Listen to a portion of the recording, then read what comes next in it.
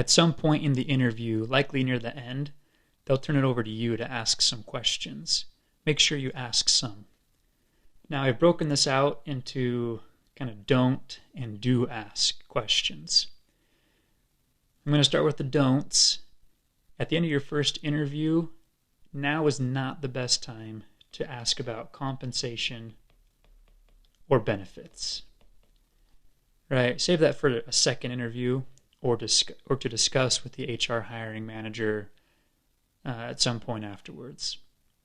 What I would ask are questions about maybe current gaps that the company is experiencing. That could present an opportunity for you to share how you've encountered something similar in the past, and again, demonstrate your expertise. Now, if this is a current role that is being backfilled, ask about some of the struggles that the prior employee encountered. Or you might even ask why that employee is no longer in that position. That can do two things. Again, provide you an opportunity to demonstrate your expertise. If they had a problem they encountered, maybe you've encountered it and you worked around it. It could also expose any red flags about a difficult to work in position or a difficult to work in company. I personally like to ask about order demand or how fast their production equipment can go.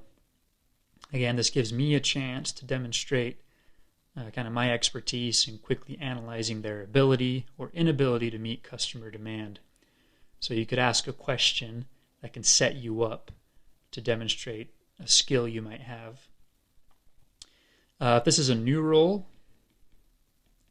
I would ask about how they envision this role adding value or how they envision it working with the current team.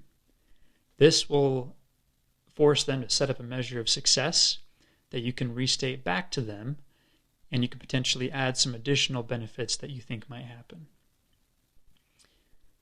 You might hear or read recommendations about people who say, this is your chance to take control of the interview. Notice that I'm writing this in the don't category.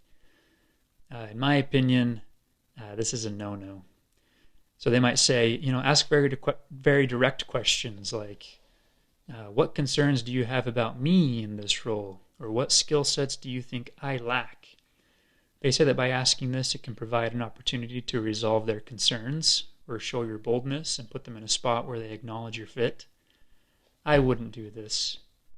I have been on the receiving end of this, and it never goes well for the applicant for a couple of reasons. One, it causes me to reflect on the candidate's weaknesses and bring doubt to their ability to do the job.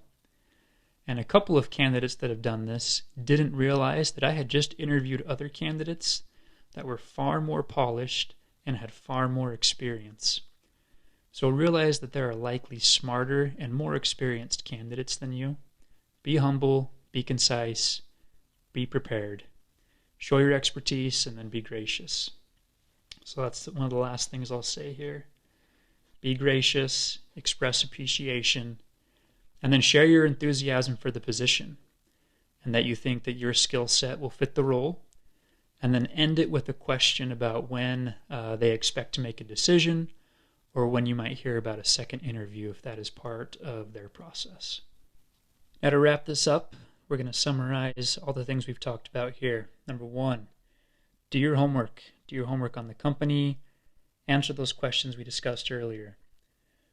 Number two, prepare multiple examples to all of the questions we've gone over. There could be different variations, so I would prepare multiple answers. Write down your examples. When you write them on paper, you're writing them in your head.